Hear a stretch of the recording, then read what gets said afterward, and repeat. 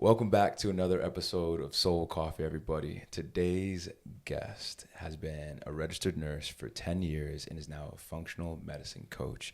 She, in 2018, went through her own very powerful healing story and experiencing extreme burnout physically, mentally, and emotionally, which put her on a path of exploring other natural alternatives to health, to healing, to wellness.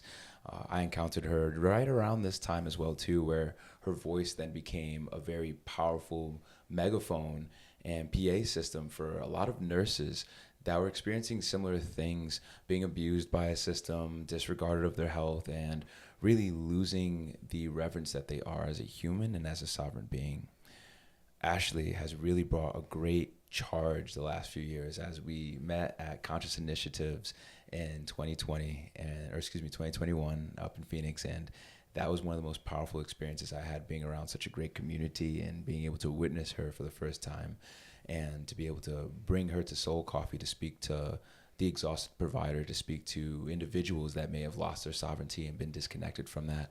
I think her medicine in this episode is going to be really potent to encourage, inspire, and show and demonstrate others in her story how it's okay to shed one's identity. It's okay to evolve. It's okay to shift your environment. And not only is it okay, it's necessary to be able to honor one's integrity and to be able to honor what's really alive inside oneself. So without further ado, really excited to bring to Soul Coffee the first time, Ashley Taylor. It's great to have you, sis. Thank you so much for having me. I'm so excited to be here, and you're someone that is filled with so much love, and I usually bawl my eyes out in your presence, so we'll see what happens today. But you're amazing, and I really appreciate you having me. Oh, I'm honored, and who knows, I'm probably going to bawl my eyes out as well, too, so stay tuned. One thing that also is a great fun fact is that Ashley has launched her recent podcast as well, too, The High Maintenance Hippie, yes, where I believe she explores being able to showcase different aspects to being crunchy, but also being able to just polish one's shell, and that it's okay to be able to take care of oneself in a very unique fashion as well, too, no? Yes, and it's just her shell. A lot of people, including myself, thought that if I look a certain way or if I have a certain degree or a certain amount of money, I'm going to feel better about myself. But that's not true. It's just decorating the shell. So I believe true beauty comes from within. It's okay to do these things, but it's really about here and in the eyes, in my opinion. And it's also about health, wellness, beauty, and optimization. So, Nice. So please feel free to download some episodes and make sure y'all check her out. But I love to jump into things as, you know, me and Nash, we share a similar wound of being abused sexually when we were younger, and there's different aspects in that well shape and form. On top of, as I think a lot of providers experience distortion of perception or a trauma or an incident or an experience, and they don't ever really identify who they are, what's most important to them, what are their values, what are their non-negotiables, what are the coping mechanisms that they've developed to advance things. As often people who might have experienced a wound, oftentimes they gain a superpower as well from it. And I think we'll explore that a little bit later, but, you know, Ash, I'd love for you to share a little bit more of, you know, back in your experience in 2018, what were you experiencing internally that really prompted you to leave and be a pioneer really in the original like exodus of nurses to go pursue what was closer to your heart? So in 2018, I didn't really have a choice as my entire body, I'd say 80% was covered in hives. I really lost my memory. And it was a moment when I had a roommate who had a friend over, and I introduced myself to this person, and she's like, "Oh, I met you the other day." And I had no recollection of it. So that was very scary. And I just felt like a shell of a human. I was going through the motions. It was all work. I'd go home, just sleep. And I mean, burnout is an understatement on all levels. So that was my wake-up call. And I didn't really have a choice at that point. I couldn't work and take care of people in a way where I was actually being able to provide for them. So my doctor encouraged me, if it was accessible, to rest as much as I could. And that's when a lot of stuff came up, because I avoided feeling so much by staying busy. And when I slowed down, a lot came up.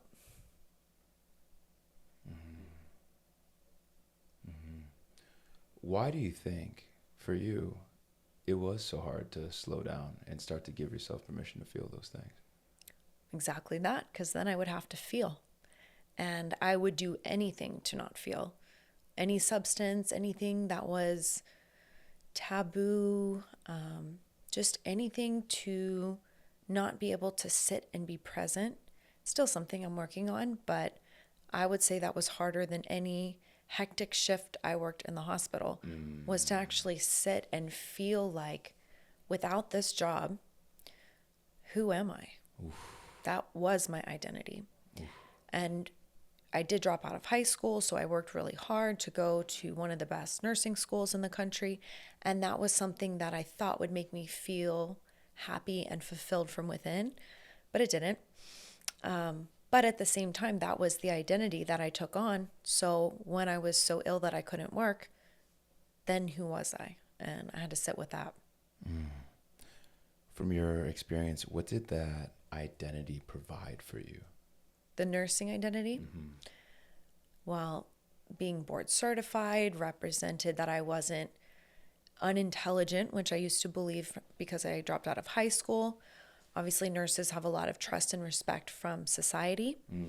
And being able to financially provide for myself was also very important. And it put me in a vulnerable place where I had to rely on others, which was challenging, as I did not grow up living with my mother and my father most of my life. So I always felt like a burden in many ways.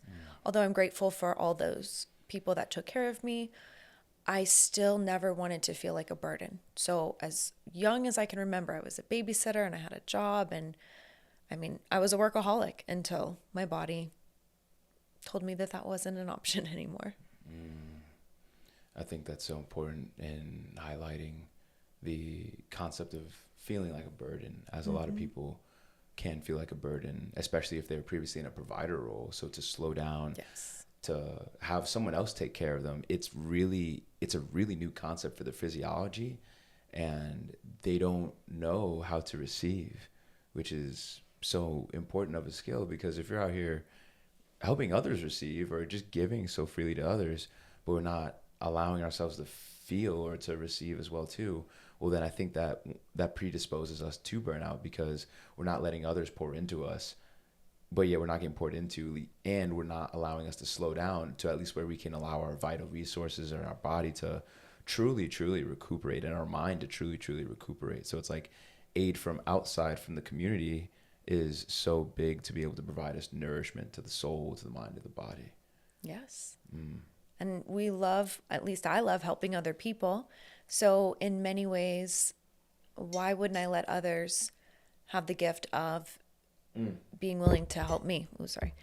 I never thought about it like that. Someone said I was stealing their blessing by not letting them be there for me. And it felt very uncomfortable. Unless I was paying someone, it felt very uncomfortable to receive support in that way. Yeah. To be able to receive just for being. I think that highlights, I think more so, as you mentioned, like there was like this void, or there was this not enoughness, or there was this wound, as you found the identity of nurse, provider, board certified, smart, respected, trusted.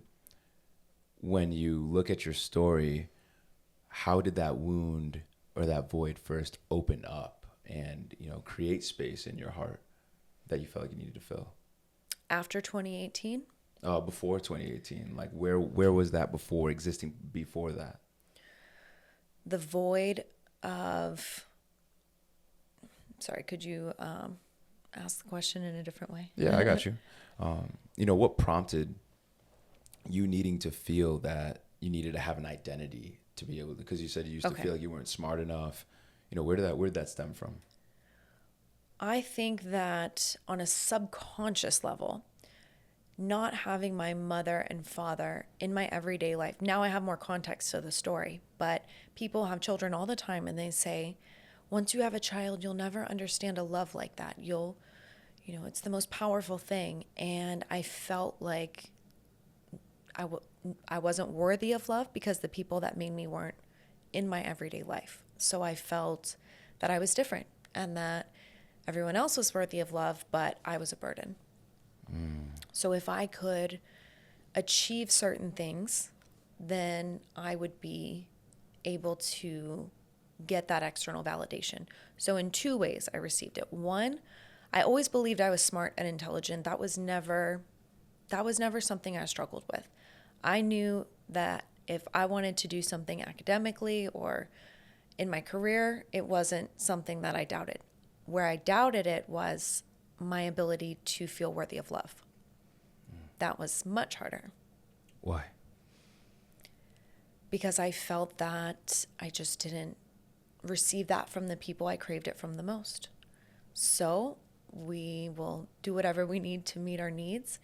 And I think that a lot of the sexual activities that I got into at a very young age were to seek that attention, that validation, and none of it was violent or something that I felt forced to do necessarily, maybe some pressure, but it met that need of feeling desired.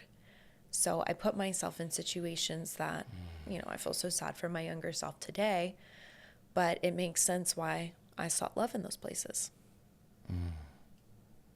Whether it was healthy love or not.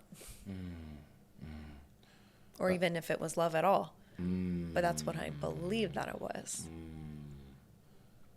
The perception that it was love. As I love the awareness that, a lot of human beings, they want to feel significant. Or I think that kind of translates to, feeling desired or having the sense of importance and being relevant in another's life. As, I think a lot of people non-consciously, I'll say in undergrad or even earlier before, like, this culture that we exist in, especially now, of hypersexualization. I was exposed to porn when I was 9 years old, and that planted deep in my subconscious or my non-conscious mind to look for it even, and that I think totally attributed to a part of I don't even want to say promiscuity, but trying to fill this void from outside in, and me trying to find myself in another, or even at the same time also feel that achievement, or like there's just a culture, like straight up, like in undergrad, of sleeping around, or the concept of body count, like it exists very prominently as it brings status. I think a lot of people, they crave status and these desire, significance, these outside concepts to try and fill once more this need of just trying to feel what they perceive to be love. So it's a very common experience or phenomenon in this society. Yes. And the meaning of status. If I have that status, then that means that I'm not insignificant or unworthy of love or whatever it might be. So that was absolutely a trap that I fell into. Once I am a nurse, once I am board certified, once I look a certain way, once I have a certain amount of money, once I have the quote unquote right partner, then I will feel. And unfortunately, that wasn't the case. And I suppose I had to learn it because we hear that all the time, but I'm very stubborn. And the more that I tried to find it from those things, I didn't. And it's almost like people say money can't buy happiness, and I would debate that a lot. Well, money can buy things, which gave me a feeling of maybe like a dopamine hit, but it wasn't happiness. So it's something that I was always chasing. And as much as I heard that it came from within, it's an inside job, I didn't really know what that meant. And I think a lot of people struggle with that. Why do you think that is? Because, we say all these cute things, right? Or society says all these cute things, but I find that very few fucking people like embody that and really know the depths of the work that requires of someone, or to really feel that and that embodiment. Why do you think that there's a gap so much in our society of these sayings and then people actually being integrity and embody them? Well, in many ways, I suppose it's the blind leading the blind. People repeat what they have been taught. A lot of people maybe didn't get the love or the acceptance from their family, their caregivers, and so they'll seek it from outside places. But where do we learn this stuff? Do we learn it in school? I didn't. I didn't really learn it at home. I think my grandmother that raised me for the majority of my life, she tried, but I was angry with her because I wanted it to be my mom and my dad. So, yeah, I just don't think people learn these things because the focus is on achievement. The focus is on how we look, how much money we have. So when we're told these things, but the actual thing that is valued by society is the external, then they're just words. That brings up a concept of, I was in reflection with our good friends Ellen and Michael Tucker. Shout out to him. Shout out to her. As there's a lot of genetically modified organisms, like we worried about our food being GMO, but I think as humans, we're also organisms, like we're complex beings that are functioning and thriving as a unit cohesively. However, there's societally modified organisms where the mind searches for concepts that are influenced greatly by society, and they're plucked apart, or they're injected into, quite literally, and values are injected into this organism that's very pure and comes from a space of love. However, due to the trauma and due to the values of society that are strongly or in whatever shape or form pushed into and forced into this organism, well, then non-consciously, of course, then especially children, they're like, oh, well, this is important, or I need to seek this feeling of love from outside of myself. Because if you are indoctrinated into a society of outside in, well, then of course it makes sense that so many people are seeking that with their health, but also with their mind, which is going to then influence and degrade their health. So that way then their expression shifts as well, once more from an outside in. Definitely. Programming. The movies that I watched in high school, middle school, I think about movies like American Pie. And it was all about the body count, I suppose, as you said. And I believed in order to get love, I had to emulate whatever the cool girls were doing. So a lot of being the cool girl meant denying what actually felt right for me, respect for myself, putting others' needs before mine. And it's not just one or the other, but how can we take care of ourselves and also love others? I think I was just doing things in the wrong order. So I absolutely put the needs of others, especially men, ahead of mine, because I craved that feeling of being desired. And you just highlighted such an important concept that I think shows up in so many different ways. Just the ability to take care of oneself, period. And then how that can evolve into taking care of other. However, once more, if you're in a value-driven society of outside in, well, then it makes sense, of course. And I'm not a woman, so there's different demands on me. I'm speaking more of a provider sense, but in the relationship sense, let's worry about other first, and then I'll come second. And what you just said is just very so important. Being a cool girl, you ended up sacrificing your values and your needs.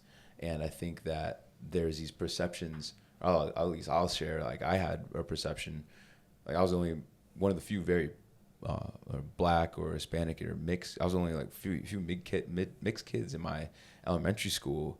And I remember shout out my boy Tyler, rest of us. I was like, my hair doesn't look like his. Like I had an afro, and I just picked it up. I didn't even know I could just let it just chill and be like curly as well.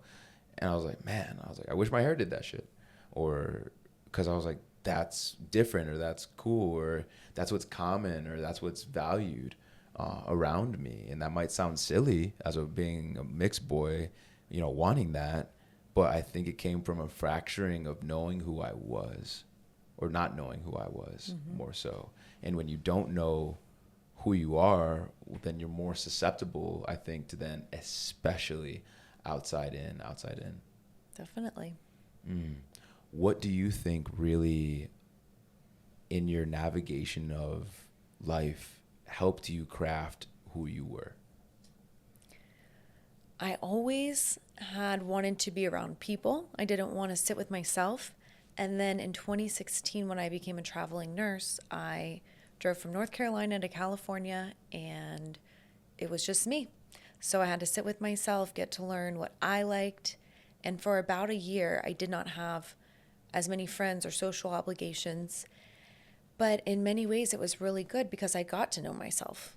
And without all of this noise, and I would always put the opinions of someone else ahead of my own. And it was just the first opportunity that I had to just see what felt right for me. I still didn't fully step into that, but it was the beginning of that exploration. Tell me more, as I can appreciate there was space and there was no noise. How old were you in 2016? That's a good question. Maybe 28. I'm 35 now. It's 2013, so. And I only asked that question because I think about how many people truly allow themselves to minimize the noise of society, of life, of busyness, of shedding job, shedding family demands, shedding relationship demands, shedding these different responsibilities. At the essence, do you actually know who you are? So whether it be traveling the country, or some people go to another country, or they don't get quiet. So with you having that first opportunity to drive across the country and you got to start to identify your values, what other ways did you learn more of yourself outside of perceived identities? It still took a while because even though I had that time, I believed that it meant something was wrong with me. If I wasn't always around people, something was wrong with me. I thought if you went to a movie by yourself or dinner by yourself, oh, what a loser. I mean, the way that I would speak to myself or think about myself for being by myself wasn't healthy. So it really wasn't until 2018 when I quite literally was forced to physically surrender. I wasn't even producing cortisol. I had to take hydrocortisone for a while. It wasn't a relationship, but even then that was the time where I had the most space to figure these things out. So a lot of it had to do with my beliefs about being alone. So even in 2016, I was on all the dating apps. I was trying to find people, and I wasn't happy being alone. I was alone, but I wasn't happy with that. I feel differently now. It took me a while to get there. And I appreciate that as we talk a little bit about that when you're just smashing some food at goodness, as the belief is so important. Like the biology belief, Dr. Bruce Lipton's one of my favorite books, and it talks about the placebo effect, which a lot of people know. You can take a sugar pill that they think is a pharmaceutical drug that's going to help them, and they get better. There's also the nocebo effect, where if you don't think that actual prescribed drug, whatever it may be, isn't going to help you, well, then it doesn't. Right. And that's a testament to the power of our minds. And I think it just gives weight to the attachments or the stories or the meaning that we derive from our lived experiences. We experience a stimulus, and based upon our lens, our bandwidth, our stories, our pain, our traumas that might not be processed, I think it's our lens in life. That's how we will receive that stimulus. And a lot of people get so locked into and attached to just one way versus actually seeing all the different facets of their life and their story. And I know with your journey, especially as a nurse going through COVID and all the things and what you've experienced, how have you navigated being able to be misunderstood or give yourself permission to just go for it and take a stand in what you do stand for? Well, that's a really great question. I got into coaching in 2018 and I finished in 2019. So I was on Instagram, I was making posts, I was playing it safe. And then March of 2020 happened and something just snapped where I said, fuck it. If I do not speak about how I really see things, what's going to happen? And I just felt that I would regret it forever if I didn't share how I really saw it. Now, I didn't tell other people what they needed to do. I just asked a lot of questions. And those questions weren't always well received. At that time, I was not working in the hospital. I didn't think I'd ever go back. But then in, I believe, December of 2021, I did. And then obviously in December of 2020, I went back. And then October of 2021, because of the requirement, I knew that that day was coming. I left, but I just felt that what I saw on TV was not, I just didn't believe it. So I wanted to go back and see for myself. And yeah, I saw people who were really sick. I don't think it was just the flu. I don't know what it was. And there's a lot of debate about that. But I can tell you people were sick, they were suffering. And a big piece of that was isolation, fear, belief. And there are so many parallels in that with the personal changes that and lessons that I've learned over this time. So yeah, it was a really, really powerful moment. Just one day I said, I'm probably going to lose. I think I had 3,000 or 4,000 followers at the time. I'm going to lose all of them or many of them, but at least in my soul, I'll know that I lived with integrity. Ooh. And what was so funny, because I was trying so hard to grow, the moment that I stopped trying and said, I'm just going to call it like I see it, while being respectful of other people's experiences and beliefs, that's when everything changed. Because I was being real for once.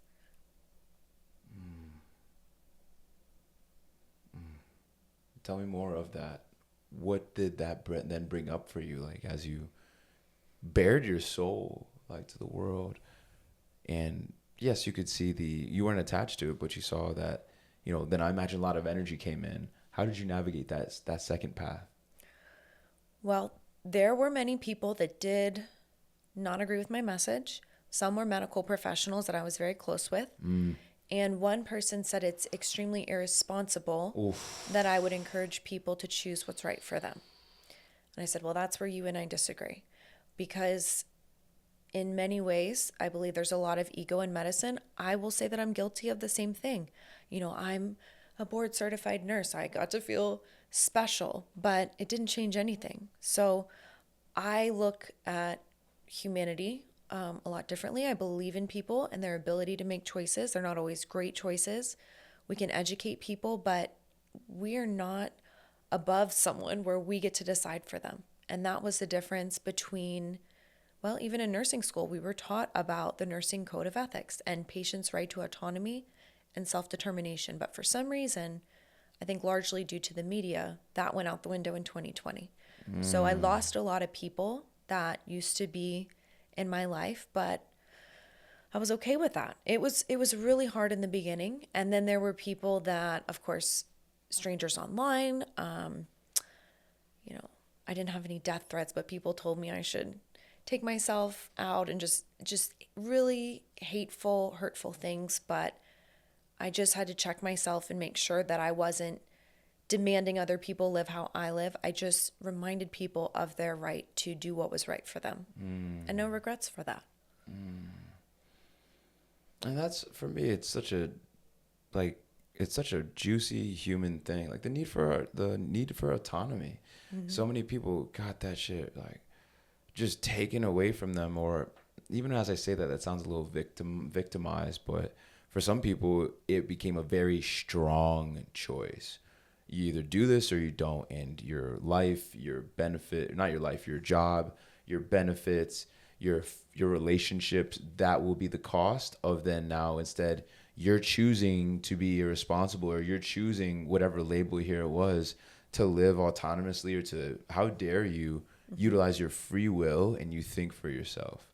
For me, that's where I draw the line, where very, I don't want to say violently, but I'm just it brought up a sacred rage in me because in 2020 I was still a student, but in chiropractic grad school there's we all went online, and for me I was freaking confused because I was like, we're the one profession that focuses on the health of the organism and a vitalistic mindset and being able to take care of oneself. And when an organism is full and brimming with life and it's adaptable as it's always adapting, like even our genetics are a biological history of how our ancestors adapted to life's demands.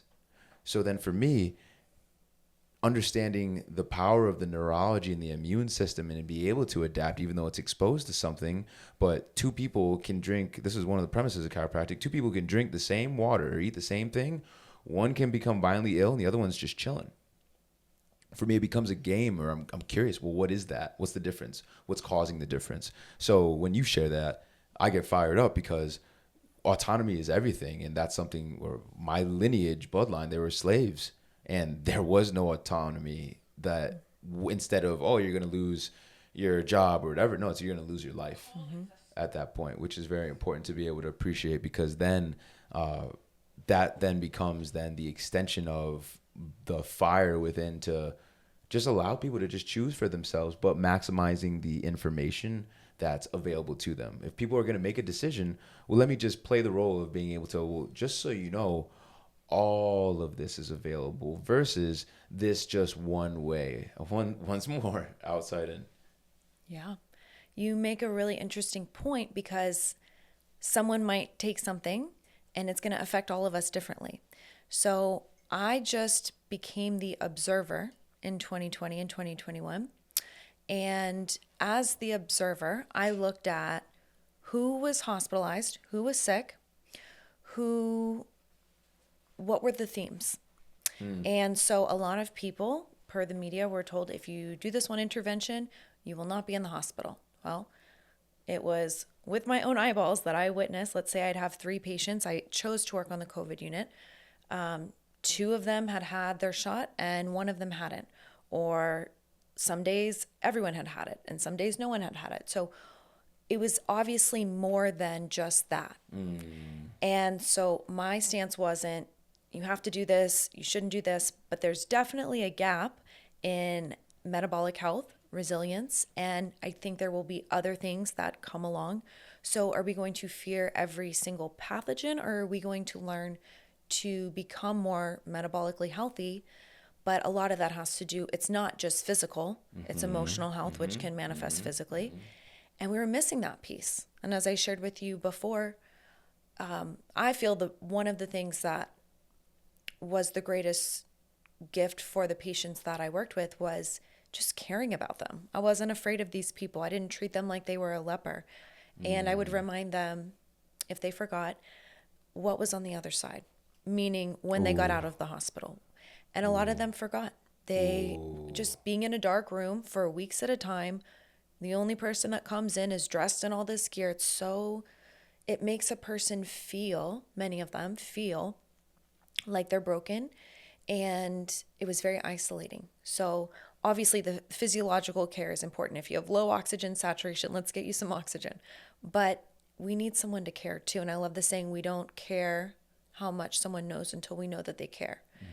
And that was something I didn't really see. So it was just all about this one thing. And I'm not saying you should or shouldn't do it, but I think there's a lot more to it. Which for me, it just warrants that question once more. Well, let's discover that. And why aren't we asking questions for that? Why aren't we having big debates of multiple experts of various professions talking on a stage, all debating, all having good conversations? Because once more, we were crushing food. And I think one of the 3 things that is so important for people to navigate life and to be able to advocate for themselves, most importantly, is communication, understanding your philosophy or your lens of life, and then your capacity or your bandwidth. Because if you don't have communication, you can't listen, you can't understand, you don't have empathy, you can't feel another, well, then that's going to block you from experiencing that reality, which we're all interconnected anyway, and there's truth in all of our expressions. So my thing is like, how can we find the truth within it all? How can we find the middle ground? How can we find that space in between where what we're both experiencing is true? And then if you don't understand your lens, your philosophy, I like saying a windshield analogy, because a lot of people are driving with this like little itty bitty tiny freaking peephole like this, and they don't see like how much there actually is there, because there's so much muck, there's so much trauma, there's so much projection, there's so much guilt, there's so much shame, there's so much outside in perspectives, and they can't see beyond things. And then your capacity, if you don't have depth to your being, to your breath, you haven't been through things, you haven't transmuted things or recognized what you have transmuted, you have a smaller nervous system window where you can actually receive an impulse and not go into flight, fight, or freeze. Well, then you don't have a solid means or toolbox to now connect to this other human being that is a part of you, yet at the same time isn't a part of you. And that's a really beautiful thing. Yeah. I mean, speaking to bridging the gap and the middle ground, and division is a tool used by the media. And I tell people all the time, don't take the bait. Turn off the media. The only thing I'm truly against is the media. But there were a lot of people in the freedom community that felt no one should make certain decisions. But I didn't see how that was different than other people saying everyone has to do this versus everyone shouldn't do this. And I said, why don't we let people decide for themselves? I believe God gave us free will. I think there are certain things that won't be right for me, and I'm very opinionated about that. But where would I suddenly be able to make that decision for another person and truly rob someone of their autonomy? But people hand it away. I think you mentioned this about not having it, like a victim mindset, but people don't even know that they're outsourcing it because they've never learned to trust themselves. That last part. Oh my goodness. They're so automatized, or it's automatic for them to just give away their autonomy. Mm-hmm. It's automatic for someone else to make a decision for themselves, because that's probably all that they know or that they have known. And that's where I think community is so important, because if you have friends, if you have allies, if you have people that are around you that can reflect truth, that can reflect, hey, I don't think that you're navigating as you normally would, or they can just give perspective. Mm-hmm. Then when you're not outsourcing your decisions, your beliefs, your ways of being, because that's the thing, it turned into a habit. That's now neurological synapses that are now activating and firing together for most efficiency in order for you to navigate through life. And that's really scary that exists, but it's very important that exists. So that way we can help remind people that, hey, no, you are a conscious being and you get to choose. And I think the responsibility or the ability to respond, Annalise Cherie, is very massive as a human. And that's a really beautiful thing that a lot of people don't think that, or they have the perspective that they're not ready for, or they don't want. Yeah. Well, if you make your own decisions and you don't trust yourself, what if I make the wrong decision? And that lens of, well, I believe you really can't mess it up if you're willing to, you either succeed as intended or you don't, and there's a lesson in there. But how does a person build the skill of trusting themselves and resilience? They have to kind of make some mistakes. A baby doesn't just walk on day one, right? So we expect to have it all figured out. But the most successful people I know, whether that's measured by finances, impact, whatever it is, they've fallen down, but they get up more times than they fall down. So if we're willing to just not let the meaning of that slow us down, then we'll just keep growing. And I want to live in a world where people are different and we can coexist with different lifestyles, but we're respectful of other people and stay true to ourselves. I don't think we're there yet, but that's what I would like to see. Oh, that's rich. The ability to build the skill in trusting yourself. That came up in Providing for the Provider, as that's a workshop that I do. And someone's like, well, how do you build your trust within yourself? And I offered something similar to what you just said, as you got to give yourself permission to suck or permission to fail. Yes. The baby doesn't fall and it's like, well, shit, I'm just never going to do this thing. No, it's like, and uses the table or whatever. It might bonk its head or fall on its butt, might lose its mind and crying, but it gets back up and it tries again because it's the nature to figure it out. It's natural to be able to give yourself permission to figure out. It's unnatural to stop, to isolate yourself, to not want to advance. And it's unnatural because somewhere, shape, or form, you're either traumatized or you had someone come in and deliver an impulse or a stimulus to your experience in life, or something happened to it broke your will. Yep. It fractured your will to try. It fractured your will to want to get up again, not just with walking, but maybe with going for that job or having a baby or whatever endeavor it is that you want to, in life. It's worth it. And like you said, a lot of people forget who's rooting for them, or a lot of people forget why they're trying to heal or why they're existing, and or who's along the journey alongside this life with them in the isolation. Yeah, I love this saying, we're the average of the 5 people we spend the most time around. So if a lot of those people have a victim mindset, it's in misery loves company. And I have definitely had a victim mindset for a lot of my life. And then I just realized that I wasn't going to get to where I wanted to be unless I took personal responsibility for myself, which a lot of people don't want to do. So that meant, of course, taking new actions and working towards new outcomes. But the programming, the beliefs, and the identity are so important, and a lot of people skip over that.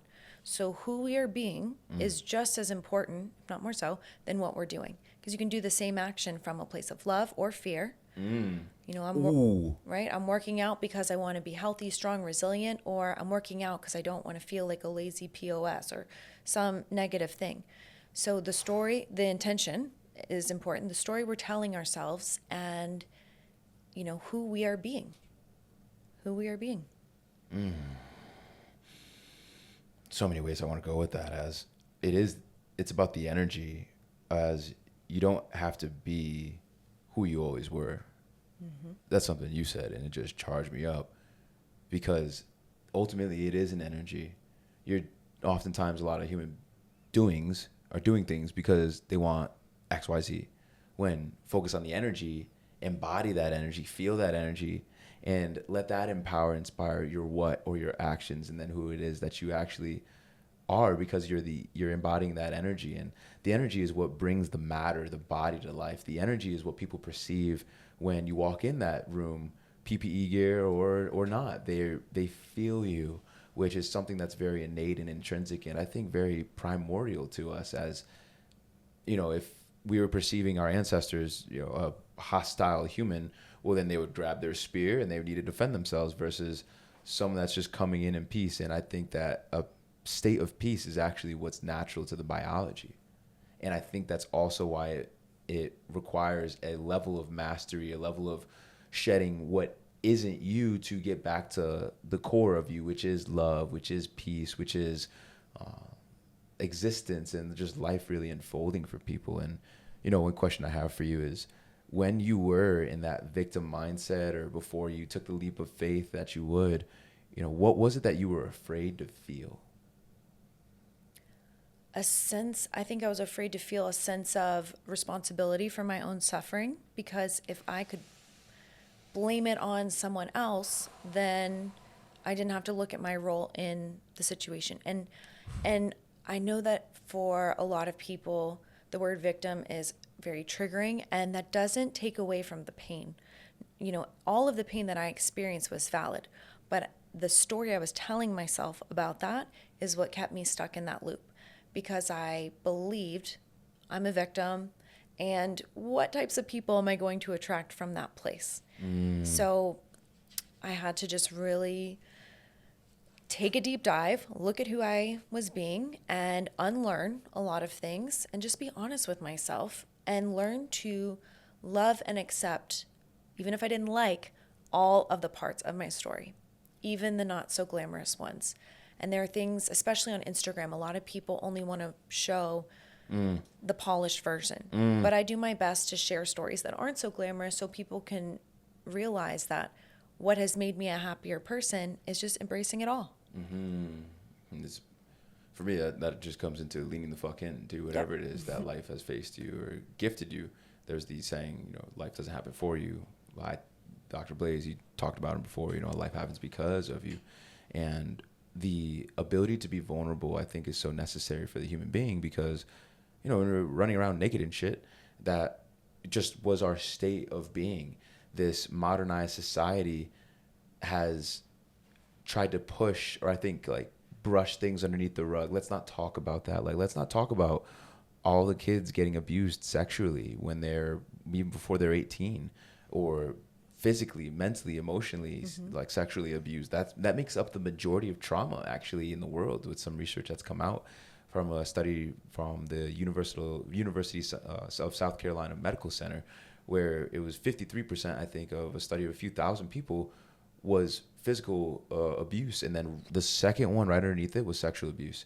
And I think that then once more, that distorts how people operate through the world, because if there's then not the space to process it, to feel it, to heal it, to be acknowledged, to just be seen for it, well, then that doesn't complete the loop of things. But when people allow themselves to be vulnerable without any masks, without any facades, without any armor on trying to protect themselves, without their spear that, or their weapon that they've used to navigate the life and help them get to where they're at, but it's keeping them in a energy of deficit. It's keeping them in an energy of fear. Like you said, you can do the same thing, but are you doing it from an intention of love or from fear, or, you know, somewhere in the middle? And are you aware of the energy that you're moving with that then is allowing you to either keep this energy and keep now your reality perpetuating and stuck in a pattern or in a cycle?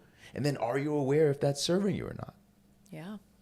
I love what you said about the armor, because sometimes we need it. Sometimes when we're younger, there are situations where we're not safe. But I've learned that I've kept a lot of armor up, and it's safe for me to let it go, because I'm in a totally different set of circumstances, but you know, the body keeps score. I love that saying, and it's a great book, but I can let that go because I'm protecting myself, but I'm also blocking love. I'm blocking connection. But sometimes we don't feel safe enough to let that in again because of things that have happened in the past. So as we become stronger, change, we can slowly let that down so we can let the love in. Otherwise, we're going to be totally closed off. And I will say that I'm still working on that, but Sure. As I let go of that and let the love in, I'm really grateful. One thing you said that's so charging for me, as Dr. Joe Dispenza talks about, you're not your circumstances and environment, you're not time, and you're not your body. And however, there is times where as a child, like the 5 wounds of childhood, injustice, betrayal, abandonment, rejection, and humiliation, I think do happen to the vast majority of humanity in some way, shape, or form. And with that being said, what you said is the armor can be the mechanism in which someone protects themselves, or a child learns to protect themselves to advance and move through life. However, as you advance and move through life, your environment or your circumstances change. And in that new environment or circumstances, that can actually be a cue externally, or a reminder externally that, hey, no, you are progressing. And in you progressing, it's a reminder to put your armor down, because you're not that little boy or that little girl that didn't have anyone coming to their aid, if you will. As I think one of my favorite quotes from Biology of Belief is that when there's physical harm, or when there's mistrust, or when there's neglect, or when there's abuse, that actually predisposes the genes or the genetics to completely alter their expression and go into a more protective mechanism quite necessarily, and it alters it, versus those same genes, if they are nourished, if they are nurtured, if they're protected, if they are watered, if they are cultivated, will lead to a whole nother expression. There's actually studies that have shown the same gene can have hundreds of different expressions, hundreds. And when you think about how many genes we're actually composed of, that leads to hundreds of thousands or millions of different expressions genetically based upon the perception, which is where epigenetics comes in as a literal science of how are you interacting with your environment and how your environment actually activates the different codes of cancer or no cancer. And in that, there's another layer, your perception of your perceived environment will actually layer into that, which just unites it. If you can shift your lens or shift your perspective, the same traumatic opportunity or experience is still available to you. And trauma transformed is actually one of the most powerful forces that will perpetuate and help this world heal and evolve and adapt. Definitely agree. And the meaning of the story, for example, I mentioned that my mom and my dad weren't in my life. So the meaning of that was I'm unworthy of love. As I've gotten older, I've heard more context to the story and the details aren't important, but I was able to change the meaning of that story. And it doesn't mean that I'm not worthy of love. I just see that people can only do as much as they can do for themselves. And it made me believe that for the longest time that I had to do all these things to be and feel worthy of love and acceptance, and I could give it to myself. But the more that I spent my time trying to get it from, like I said, a look, a career, a partner, any of those things, I was just chasing something. I was on the hamster wheel, and that can definitely contribute to burnout as well. So the shift to learning to source that from within, what has helped me is speaking to myself and being, as weird as it sounds, my own best friend. And we think, I used to believe being alone, like I said, going to a movie or taking myself to dinner, I'm like, oh, that's so weird. But the most important relationship is the one we have with ourselves. So I love mirror work, even having a photo of little me, because I do think that little girl and boy is still within us. But what do they need to hear that they didn't hear, that we can give to ourselves?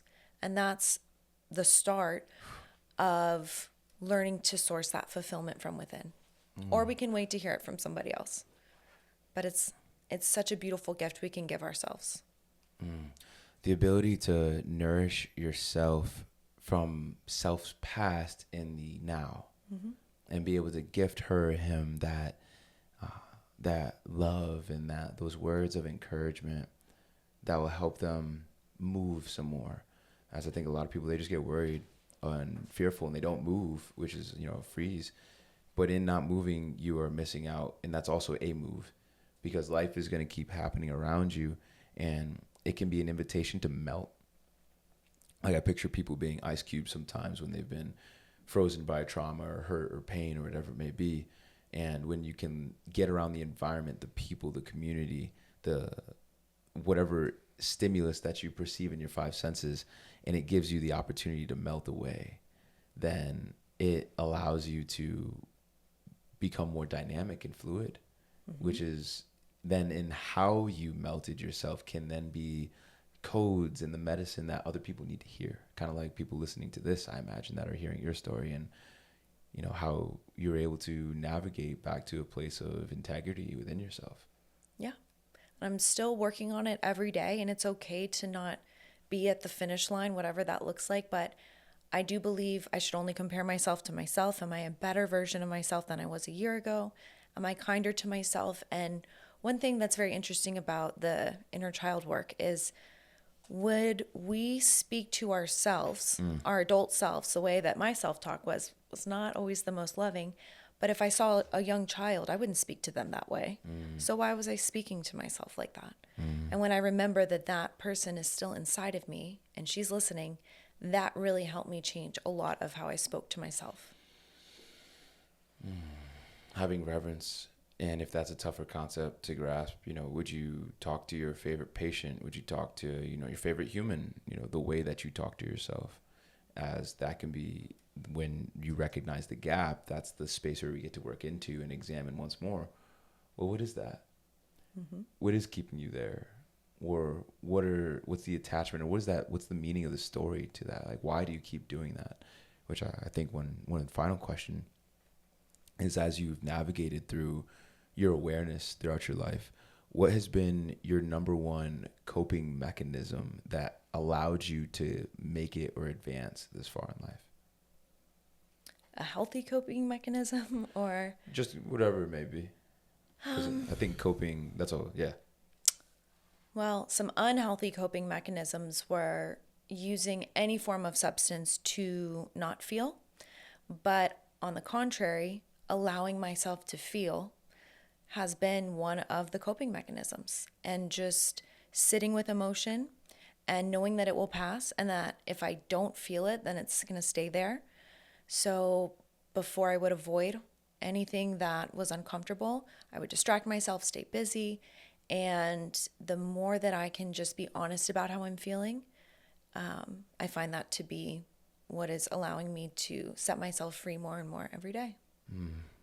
And for our listeners, what I want you to attune yourself to is, what's the thing that you've been doing all your life that's allowed you to get to this point? And is it still serving you? And what Ash just reflected, she wouldn't feel the feels, which I imagine allowed her to just endure and move through life.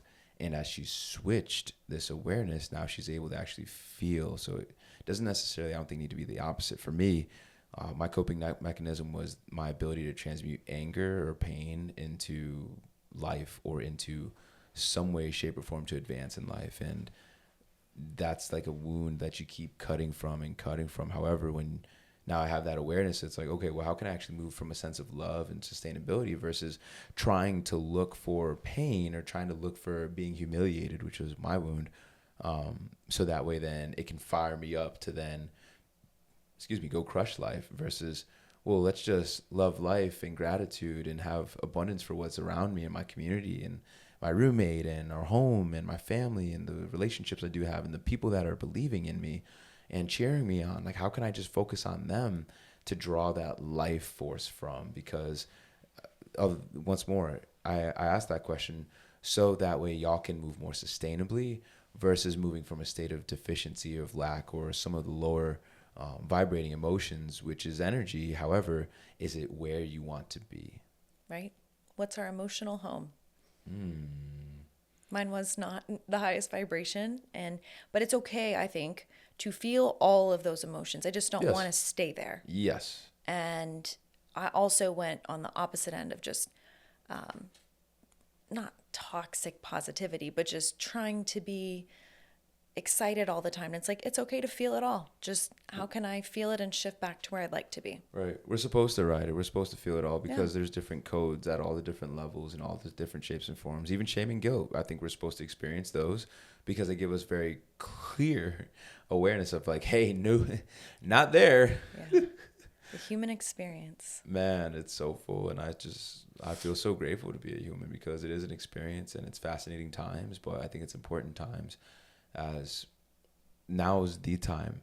Now is the time to not wait to express your emotions or your feelings, or give yourself permission to start anew, or give yourself permission to start again. Give yourself permission to take that leap of faith, or to be able to listen deeper to oneself, to create space for oneself, because no day is ever guaranteed. And with all this access of information and everything that's just all out there, there's just a sea. And if you can discern and if you can listen to yourself, if you can continue, I think, to cultivate the space, it will lead once more to you being more happy and more free. I think just more free in your being. I think that's something that Ashley just embodies so well, as she humbly says, I'm not there, or, I'm still working through things. And me too. Mm-hmm. Me too. As we all are. And we don't have all the answers, but hey, we are finding some principles. And one thing that I think is very magical is the ability to be courageous, to chase one's life, or to become one's own personal legend, which is, a part of the reason why me and Lou made video modules, to be able to give people some like sustenance, because it is an energy, I think. And I think the more providers that give themselves permission to be, I know this world will continue to change, because there's so many humans that are empathetic and that care so deeply about other people. And when they care deeply about themselves more and recognize themselves more, I think that's where we're really going to see more and more shift happen. Yes. And I say it all the time, you are such an embodiment of love. And being around you, I feel differently. And I'm sure a lot of people say that. So it's great, all that you learned in school, but when someone's just mere presence is enough to shift how you feel, and you feel nourished from that, it's pretty amazing. So thanks for all that you do. Man. Very grateful.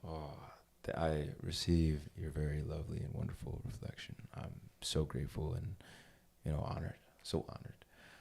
Tell me, how can people, reach out to you, or where can they find you on the interwebs to get nourished by you and see more of what you're doing? So Instagram is where I share the most, Ashley Taylor Wellness, and my podcast will be launching very shortly, probably by the time this episode's out, High Maintenance Hippie Podcast. It'll be on all the platforms, and that's also on Instagram at High Maintenance Hippie Podcast. And my website is under construction, but that will be ashleytaylorwellness.com and highmaintenancehippie.com. But I'm always open to hear from people. I love to hear stories, and yeah, that's online. I love it. Yeah. I love it. And I didn't ask you this on purpose, I haven't had the chance to ask this in a while because I've had a lot of repeat guests on Soul Coffee. But I love to ask the Soul Coffee question, which is, how would you describe your flavor or origin of your own flavor brand of Soul Coffee?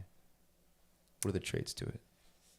To what makes, well, how would you describe Soul Coffee? It's a great question.